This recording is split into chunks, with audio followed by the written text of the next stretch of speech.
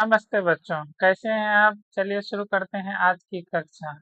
आज की कक्षा में हम लोग कक्षा 8 का हिंदी देखेंगे। और ये कक्षा 8 के साथ साथ कक्षा 10 का जो एनएलएच लिए होंगे उनके लिए भी है। एनएलएच यानी कि जो उर्दू वाले बच्चे हैं तो उनके लिए है। ये साथ में कक्षा 10 के लिए भी है। तो जो कक्षा 10th में पढ़ रहे हैं वो भी इसको अवश्य पढ़ेंगे। तो चलिए शुरू करते हैं आज की कहानी, जिसका नाम है ठेस। ये 7वां अध्याय है। इससे पहले 6 अध्याय का वीडियो अपलोड हो चुका है, तो आप लोग वहां से उसको देख के फेयर कॉपी कंप्लीट कर लेंगे और याद भी कर लेंगे। तो इसमें हम लोग सबसे पहले कहानी पढ़ेंगे, कहानी समझेंगे, फिर शब्दार्थ लिखाएंगे। उसके अंत में प्रश्न उत्तर भी लिखाएंगे। तो प्रश्न उत्तर को अपने फेयर कॉपी में लिखना है और याद करना है। तो चलिए शुरू करते हैं आज की कहानी। उससे पहले एक सूचना, वीडियो को जरूर शेयर करें अपने सभी दोस्तों के साथ। चैनल को सब्सक्राइब भी कर लें। वीडियो को लाइक नहीं करते हैं तो लाइक भी जरूर करें। तो चलिए शुरू करते हैं आज की कहानी, जिसका नाम है ठेस। तो लोकमन के मर्मज कलाकार फणीश्वर नाथ रेणु जी की ठेस कहानी में मिथिलांचल की लोक संस्कृति का प्रभावी वर्णन मिलता है। तो इस ठेस कहानी के लेखक कौन है? फणीश्वर नाथ रेणु। तो इस बात को याद रखेंगे। यहाँ पे एक बात मैं और आपको बताना चाहूंगा, ये जो फणीश्वर नाथ रेणु जी हैं, ये पूर्णिया जिले के ही हैं, यानी कि आज का जो अररिया जिला है, और उस समय ये पूर्णिया जिला में ही थे। तो फणीश्वर नाथ रेणु कहाँ के हैं? पूर्णिया जिला के। इस बात को भी आप लोगों को याद रखनी है। चलिए, यह कहानी कलाकार के मन की विशिष्टताओं का मार्मिक वर्णन करती है और श्रम के प्रति सम्मान की भावना और रिश्तों की गहराई और मनुष्यता की पक्षधरता को समझने में पाठ का योगदान महत्वपूर्ण है।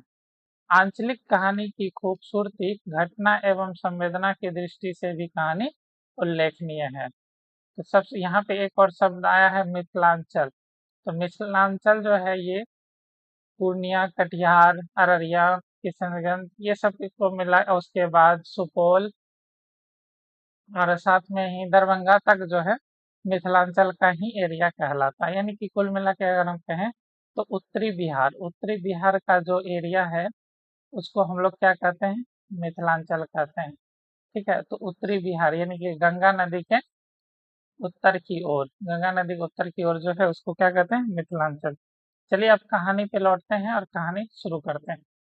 खेती बाड़ी के समय गांव के किसान सिरचन की गिनती नहीं होती। खेती बाड़ी के समय गांव के किसान सिरचन की गिनती नहीं होती। तो इस कहानी का मुख्य पात्र भी कौन है? तो सिरचन ही है। लोग उसको बेकार ही नहीं, बेगार समझते हैं। इसलिए खेती खलिहान की मजदूरी के लिए कोई उन्हें नहीं बुलाता। किसको? सिरचन को। क्या होगा उसको बुलाकर? दूसरे मजदूर खेत पहुंचकर एक तिहाई काम कर चुकेंगे, तब कहीं सिरचन राय हाथ में खुरपी कुदाल हुआ दिखाई पड़ेगा। पगडंडी पर तौल तौल कर पांव रखता हुआ धीरे धीरे मुफ्त में मजदूरी दोनों देनी हो तो बात है क्या? बात है। यानी कि पगडंडी पगडंडी आप लोग जानते हैं। देखिए, जब दो आदमी का खेत है, दो इधर एक आदमी का एक इधर है, तो ये जो बीच में एक रास्ता होता है जिसको आल भी कहते हैं हम लोग, तो इसी रास्ते पे से पैदल चलने के लिए ही सिर्फ जगह होता है।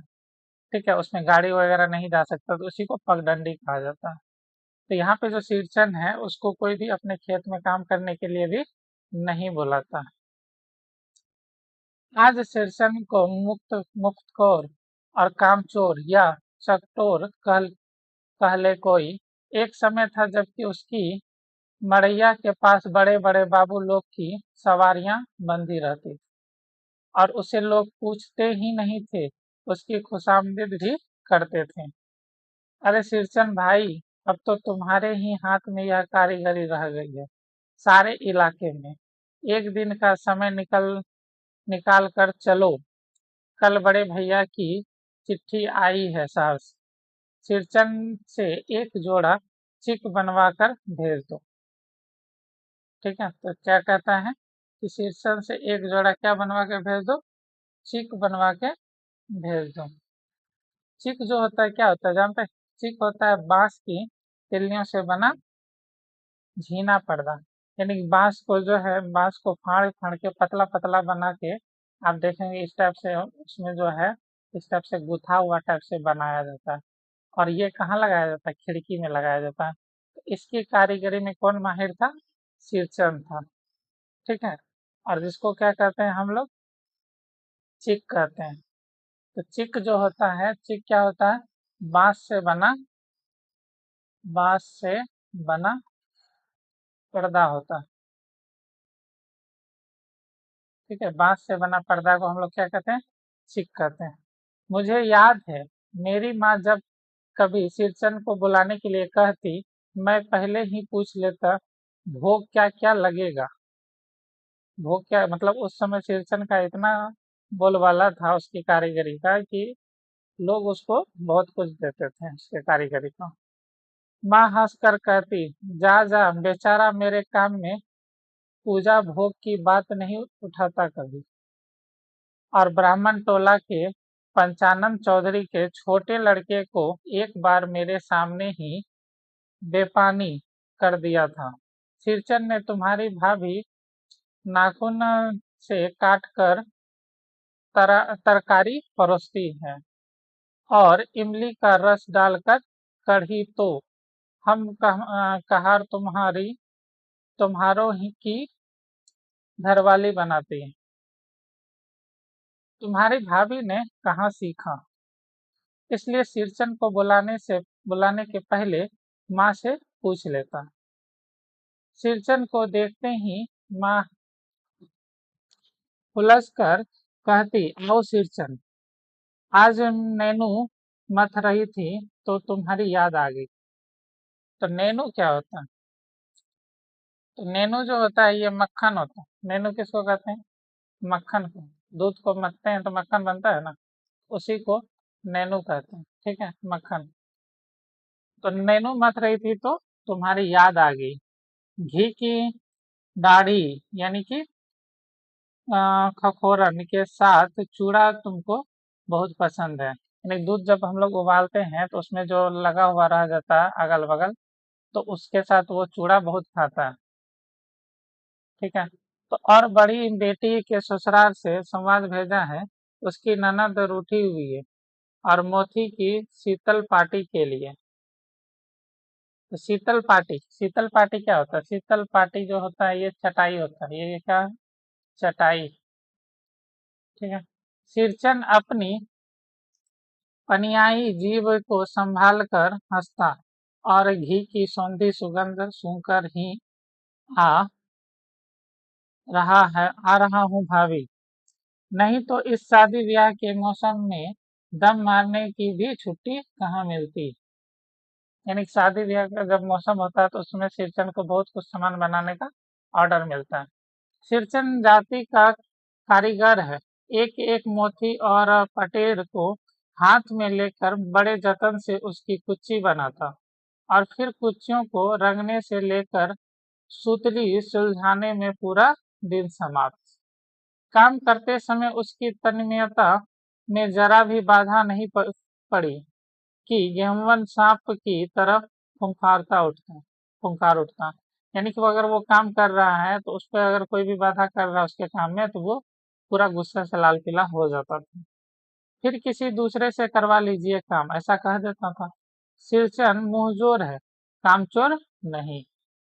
ठीक है। बिना मजदूरी के पेट भर भात पर काम करने वाला कारीगर, दूध में कोई मिठाई ना मिले दूध में कोई मिठाई ना मिले कोई बात नहीं, किंतु बात में जरा भी झाल का वह नहीं बर्दाश्त करता। यानी कि उसको कोई भी कड़वा बोली बोलता था तो वो उसको बर्दाश्त नहीं करता था। कौन नहीं करता था? शीर्षन। ठीक है।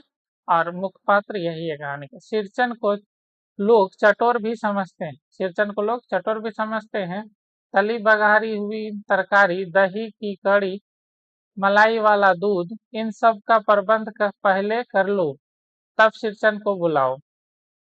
दुम हिलाता हुआ हाजिर हो जाएगा। खाने पीने में चिकनाई की कमी हुई कि काम की सारी चिकनाई खाती।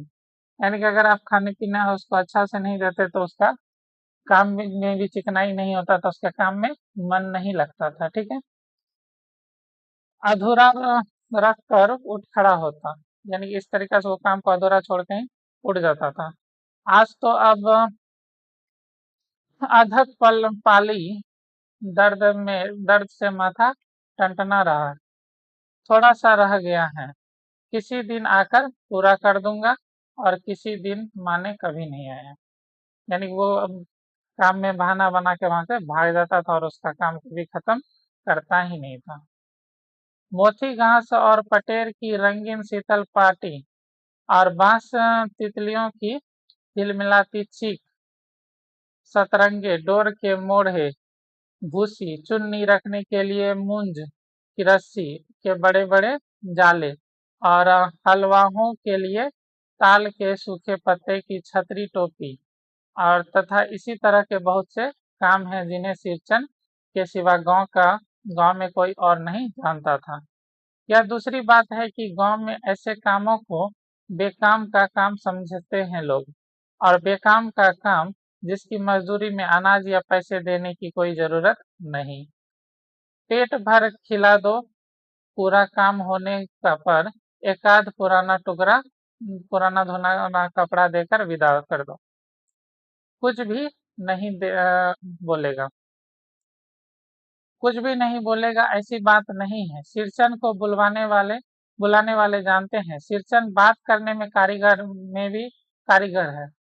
महाजन टोले के भज्जू महाजन की बेटी सिरचन की 8 बात सुनकर तिलमिला उठी थी। ठहरो, मैं माँ से जाकर कहती हूँ, इतनी बड़ी बात बड़ी बात ही है बिटिया। बड़े लोग की बात ही बड़ी होती है, नहीं तो दो दो पटेर की पार्टियां का काम सिर्फ खसारी का सत्तू खिलाकर कोई करवाएगा भला? यह तुम्हारी माँ ही कर सकती है बबूनी, सिरचन ने मुस्कुराकर जवाब दिया। उस बार मेरी सबसे छोटी बहन की विदाई होने वाली थी, पहली बार ससुराल जा रही थी। मानू के दूल्हे ने पहले ही बड़ी भाभी को खत लिखकर चेतावनी दे दी थी कि मानू के साथ मिठाई की पतीली ना आवे, कोई बात नहीं। 3 जोड़ी फैशनेबल चिक और पटेर की 2 शीतल पट्टियों के बिना आएगी मानो तो। यानी कि वो पहले ही कह दिया था क्या चाहिए उसको, शीतल पट्टी चाहिए। भाभी ने हंसकर कहा, बैरंग वापस। इसलिए 1 सप्ताह पहले से ही सिरचन को बुलाकर काम पर तैनात करवा दिया था। माने देख देख सिरचन, इस बार नई धोती लूंगा, असली मनमोहर छाप वाली धोती।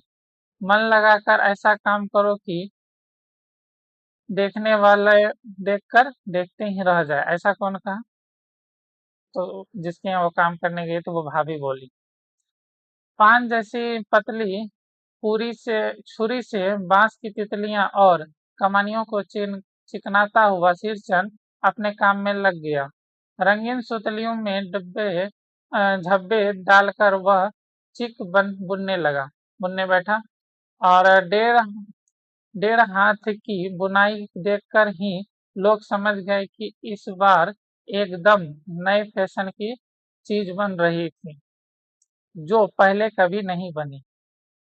मंझली भाभी से नहीं रहा गया, ठीक है, और पर्दे की आड़ से बोली, पहले ऐसा जानती कि मोहर छाप वाली धोती देने से ही अच्छी चीज बनती है तो भैया को खबर भेज देती। काम में व्यस्त सिरचन के कानों में बात पड़ गई। बोला, मोहर छाप वाली धोती के साथ रेशमी कुर्ता देने पर भी ऐसी चीज नहीं बनती बहुरिया। मानो दीदी काकी की सबसे छोटी बेटी है, और मानो दीदी का दूल्हा अफसर आदमी है। मंझली भाभी का मुंह लटक गया, और मेरी चाची ने फुसफुसा कर कहा, किससे बात करती हो ए बहू? मोहर छाप वाली धोती नहीं, मूंगिया लड्डू। बेटी की विदाई के समय रोज मिठाई जो खाने को मिलेगा, देखती है ना। दूसरे दिन चीक की पहली पाँति में 7 तारे जगमगा उठे, 7 रंग के। स्तब्ध सत भैया तारा। सिरचन जब काम में मग्न रहता है तो उसकी जीभ जरा बाहर निकल आती है और ओठ पर अपने काम में मग्न सिरचन को खाने पीने की सुध नहीं रहती। चिक में सुतली के फंदे डालकर उसने पास पड़े सूप पर निगाह डाली। चिवड़ा और गुड़ का एक सूखा ढेला। मैंने लक्ष्य किया कि सिरचन की नाक के पास 2 रेखाएं उभर आई। दौड़कर माँ के पास गया और माँ, आज सिरचन को कलेवा किसने दिया है? सिर्फ चूड़ा और गुड़। यहाँ पे कलेवा, कलेवा जो होता है ना, तो कलेवा मिथिलांचल में कलेवा बोला जाता है दिन का खाना। कलेवा, कलेवा जो होता है ये क्या होता है? दोपहर का, दोपहर दोपहर में जो हम लोग खाते हैं यानी कि लंच, लंच को यहाँ पे क्या बोला जाता है? कलेवा। माँ रसोई घर के अंदर पकवान आदि बनाने में व्यस्त थी। बोली, मैं अकेले कहाँ कहाँ क्या क्या देखूं। अरे मछली, सिरचन को बूंदिया क्यों नहीं देती? बूंदिया मैं नहीं खाता काकी। सिरचन के मुंह में चिवड़ा भरा हुआ था। गुड़ का ढेला सूप में एक किनारे पड़ा रहा अछूता। माँ की बोली सुनते ही मछली भाभी की भौहें तन गई। मुट्ठी भर बूंदिया सूप में फेंक कर चली गई। सिरचन ने पानी पीकर कहा, मछली बहुरानी, अपने मायके से आई हुई मिठाई भी इसी तरह हाथ खोलकर बांटती है क्या?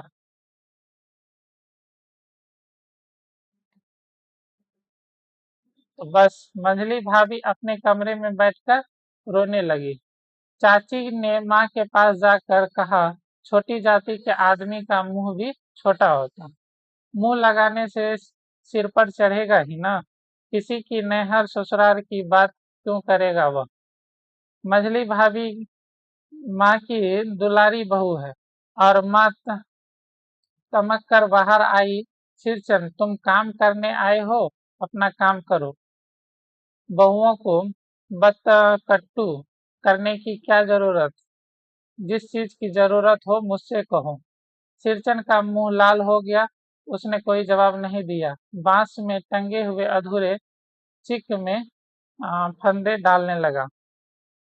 मानो पान सजा कर बाहर बैठक खाने में भेज रही थी।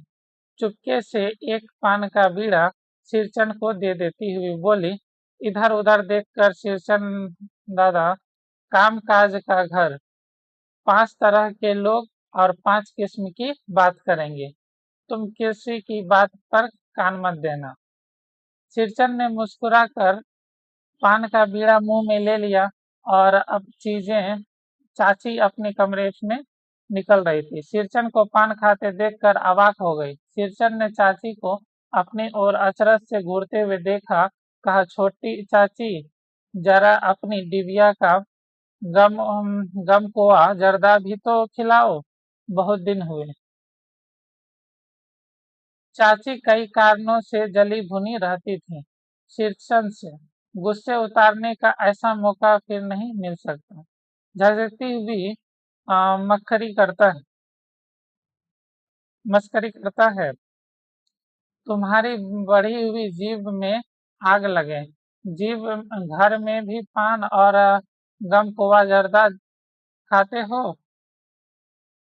चकोर चटोर कहीं के। मेरा कलेजा धड़क उठा। बस सिरचन की उंगलियों में सूतली के फंदे पड़ गए मानो। कुछ देर वह चुपचाप बैठा पान को मुंह में घुलाता रहा। फिर अचानक उठकर पिछवाड़े थूक आया। अपनी छुरी हंसिया वगैरह समेटकर संभाल कर झोले में रखा और टंगी हुई अधूरी चीख पर एक निगाह डाली और हनहनाता हुआ आंगन से बाहर निकल गया। चाची बड़बड़ाई, अरे बाप रे बाप, इतनी तेजी! कोई मुफ्त में तो काम नहीं करता। 8 रुपये में मोहर छाप वाली धोती आती है। इस मुंह झोसे के ना मुंह में लगाम है और ना ही आंख में सील। पैसा खर्च करने पर सैकड़ों चीखें मिलेंगी। माता टोली की औरतें सिर पर गट्ठर लेकर गली गली मारी फिरती हैं।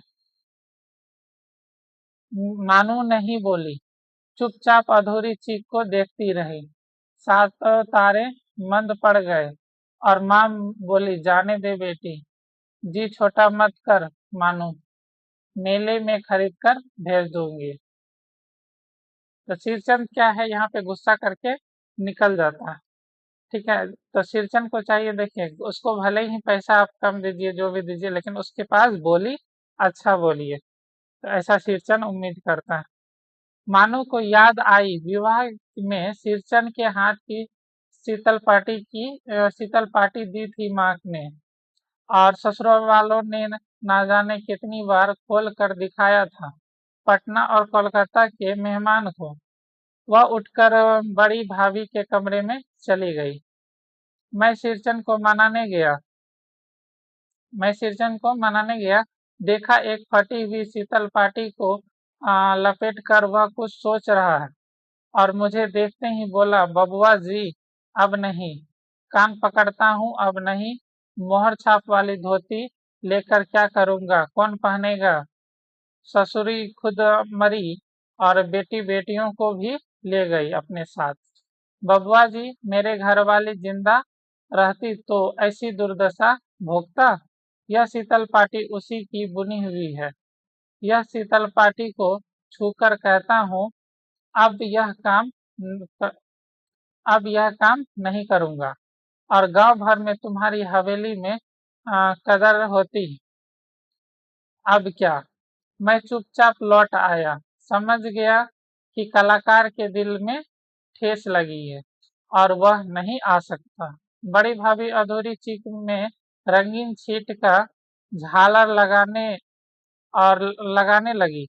यह भी बेजा नहीं दिखाई पड़ता, तुम मानो। मानो कुछ नहीं बोली बेचारी, किंतु मैं चुप नहीं रह सका।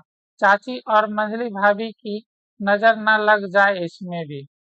मानू को ससुराल पहुंचाने मैं ही जा रहा था। स्टेशन पर सामान मिलाते समय देखा, मानू बड़े जतन से अधूरी चीख को मोड़ कर लिए जा रही है और अपने साथ।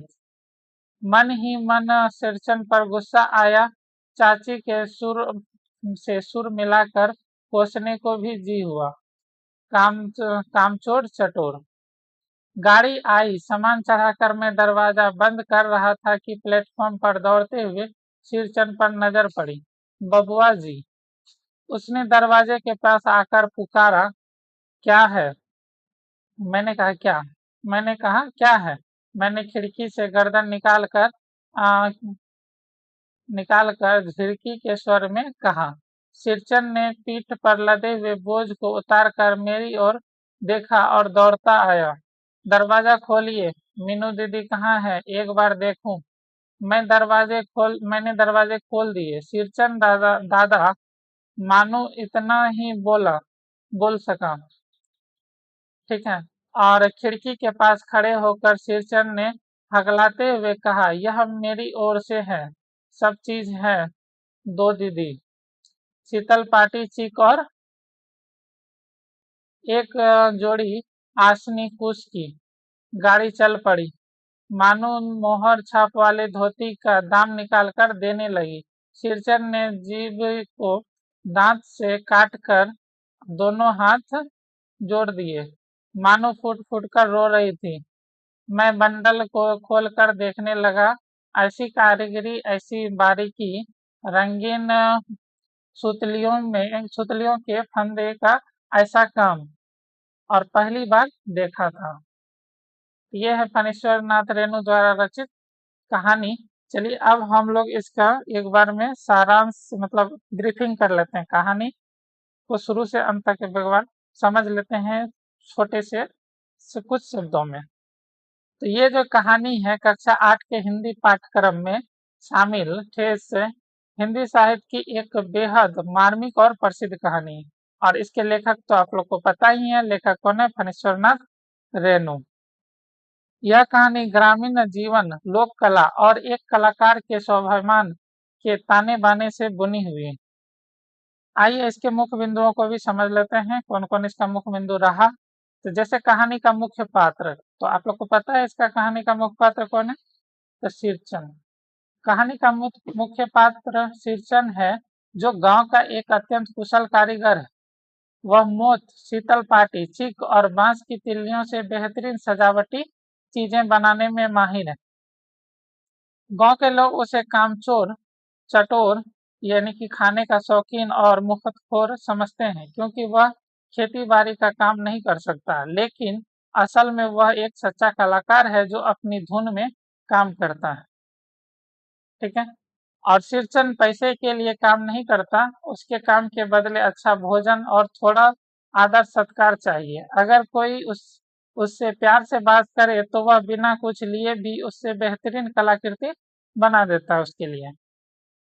चलिए कहानी का मुख्य घटना अगर देखेंगे तो वो है लेखक की छोटी बहन मानू की शादी के बाद जब वह पहली बार ससुराल जा रही थी तो उसकी सास ने चिक और शीतल पार्टी की मांग की थी और इस काम के लिए सिरचन को बुलाया जाता है। सिरचन बहुत लगन से मानू दीदी के लिए चीजें बना रहा होता है, लेकिन तभी लेखक की चाची और मंझली भाभी अपनी कड़वी बातों से सिरचन का अपमान कर देती है और वे जो है उस पर मुफ्त खाने और लालची होने का आरोप लगाती हैं।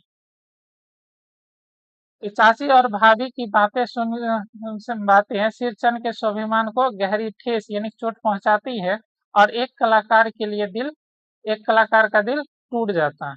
वह काम को अधूरा छोड़कर अपनी कुदाल और सूप समेट कर वहां से चला जाता है और वह कहता है कि अब वह यह काम कभी नहीं करेगा।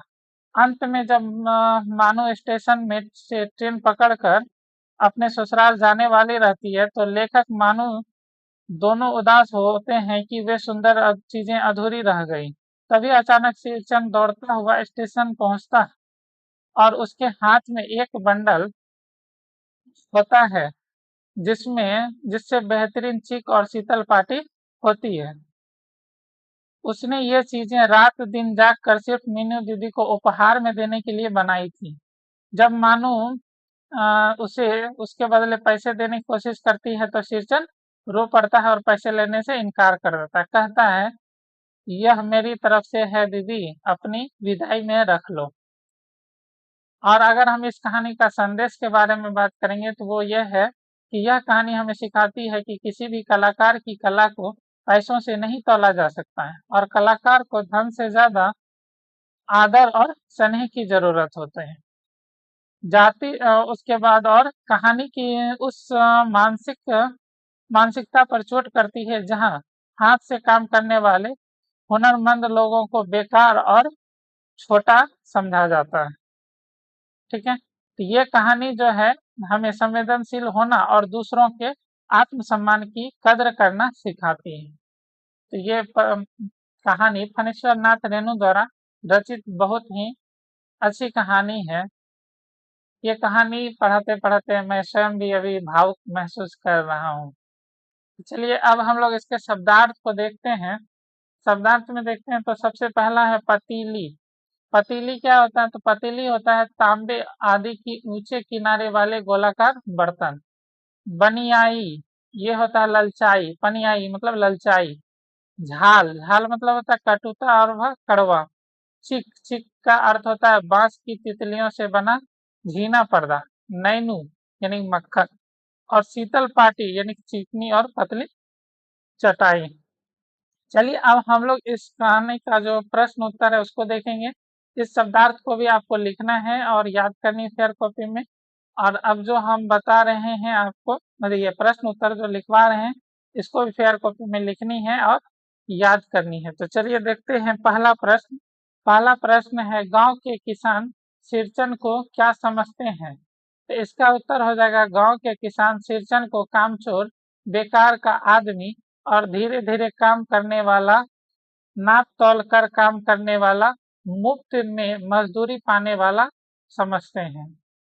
चलिए प्रश्न संख्या 2, इस कहानी में आए हुए विभिन्न पात्रों के नाम लिखें। तो इस कहानी के नायक सिरचन के साथ साथ रेणु जी और रेणु जी की माँ, चाची, मंझली भाभी और मानू दीदी इत्यादि पात्र हैं। चलिए आगे देखते हैं प्रश्न संख्या 3, सिरचन को पान का बीड़ा किसने दिया था? तो मानू दीदी ने दिया था सिरचन को पान का बीड़ा। अगला प्रश्न देखते हैं प्रश्न संख्या 4, निम्नलिखित गद्यांशों को कहानी के अनुसार क्रमबद्ध रूप में सजाइए। तो उत्तर हो जाएगा, मुझे याद है क्या क्या मिलेगा। तो इसका हो जाएगा, और उस बार मेरी सबसे छोटी बिना आई मानो दीदी। उसके बाद ये हो जाएगा, मान फूट फूट कर देख रहा था। चलिए अगला प्रश्न देखते हैं प्रश्न संख्या 5, निम्नलिखित वाक्यों के सामने सही या गलत का निशान लगाइए। ठीक है, सिरचन कामचोर था, ये नहीं था, गलत। सिरचन अपने काम में दक्ष था, सही बात है। सिरचन बात करने में भी कारीगर था, ये भी सही है। सिरचन वकील था, नहीं, ये गलत है। चलिए अगला प्रश्न देखते हैं प्रश्न संख्या 6, कहानी के किन किन प्रसंगों से ऐसा प्रतीत होता है कि सिरचन अपने काम को ज्यादा तरजीह देता था, उल्लेख कीजिए। तो उत्तर हो जाएगा, कहानी के अनेक प्रसंगों से प्रतीत होता है कि सिरचन अपने काम को ज्यादा तरजीह देता था। कि रेणु जी के घर मानू दीदी की विदाई के पूर्व शीतल पार्टी और चीक बनाने के लिए सिरचन को बुलाया जाता है। वह अपने काम में तन्मय हो गया। अगर उसकी तन्मयता में विघ्न डाले तो वह गेमन सांप की तरह फुफकार उठता और काम छोड़कर चला जाता। फिर वह काम अधूरा ही रह जाता था। उसी में आगे है, कहानी प्रसंग में दूसरे दिन जब वह अपने काम में लग जाता है तो खाने पीने की शुद्ध ही नहीं रही। उसे चूड़ा गुड़ खाने को मिलता है, वह केवल चूड़ा फाँक रहा है। गुड़ का ढेला अछूता पड़ रहा है। गुड़ का ढेला यहाँ गुड़ का ढेला यहाँ अछूता पड़ा है और चूड़ा चबाते समय भी वह अपने काम में तन्मय है। उसे कुछ सुध ही नहीं है कि चूड़ा के साथ गुड़ भी खाना है। इससे स्पष्ट है कि वह भोजन की अपेक्षा अपने काम को ज्यादा तरजीह देता था। चलिए अगला प्रश्न देखते हैं प्रश्न संख्या 7, इस कहानी में कौन सा पात्र आपको सबसे अच्छा लगा और क्यों? इस कहानी में हमें सबसे अच्छा पात्र सिरचन लगा, क्योंकि सिरचन मानवीय गुण से भरा है और वह जो है कि काम को करता है, वह जिस काम को करता है प्रेम से करता है। उसकी कारीगरी के कायल दूर दूर के गांव के लोग थे। वह स्वाभिमानी और सम्मान प्रिय व्यक्ति है। उसे खाना जो भी मिले वह अपने काम को तरजीह देता था। किसी की जली कटी बातें सुनकर या अपने कारीगरी के प्रति आरोप को सुनकर वह काम छोड़ देता, और जिस काम को छोड़ देता वह काम अधूरा ही रह जाता। कहानी के अंत में सिरचन की आत्मीय गुण चरम पर दिखाई देता है। जब मानू विदाई होकर स्टेशन पर गाड़ी में सवार है तो गाड़ी खुलने के समय में सिरचन दौड़ता हुआ हाँफता हुआ गट्ठर मानू दीदी को देते हुए कहता है कि दीदी, यह हमारी तरफ से शीतल पार्टी चिक और कुछ की आसनी है। आगे देखते हैं पाठ से आगे के कुछ प्रश्न। चलिए अब पाठ से आगे के कुछ प्रश्न को देख लेते हैं। उसमें पहला प्रश्न है, आपकी दृष्टि में सिरचन द्वारा चिक एवं शीतल पार्टी स्टेशन पर माने दीदी को देना कहाँ तक उचित था? उत्तर, सिरचन के द्वारा स्टेशन पर मानू दीदी को विदाई के समय शीतल पार्टी चिक आदि उपहार देना ही उचित था। यदि वह घर पर जाता तो उपहार देना तो कहानी में सिरचन के आत्मीय गुण में कमी आ जाती। फिर उसे गांव वालों से ठेस लग चुका था। एक सफल कारीगर सिरचन अपनी कला का महत्व देते हुए स्वनिर्मित वस्तुओं को उपहार मानो दीदी को स्टेशन पर प्रदान करता है। ठीक है, स्टेशन पर प्रदान करती है, जो उपयुक्त समय था। चलिए अगला प्रश्न देखते हैं, प्रश्न संख्या 2। काम के बदले थोड़ा सा अनाज, चंद रुपये देकर क्या किसी मजदूर की मजदूरी का मूल्य चुकाया जा सकता है? इस संबंध में अपनी मत व्यक्त कीजिए। तो उत्तर, मजदूरों को मजदूरी के बदले थोड़ा अनाज या चंद रुपये देकर उसकी मजदूरी का मूल्य नहीं चुकाया जा सकता, क्योंकि किसी मजदूर या कारीगर की कला अमूल्य होती है। फिर अन्न या रुपये से मजदूरी का मूल्य कैसे चुकाया जा सकता है? किसी मजदूर या कारीगर के लिए उसकी मजदूरी का सबसे बड़ा मूल्य है और उसकी कला के प्रति आभार व्यक्त करना, कारीगर का सम्मान करना। चलिए अगला प्रश्न देखते हैं, प्रश्न संख्या 3।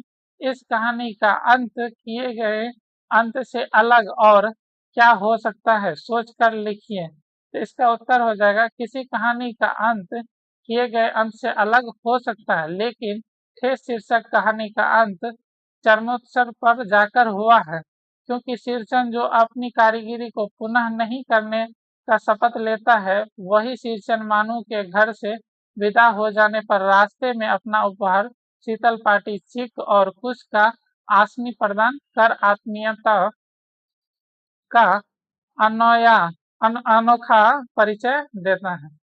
जबकि कहानीकार कहानी का अंत वही कर सकता था जहां वह शपथ लेता है कि मैं पुनः यह काम नहीं करूंगा।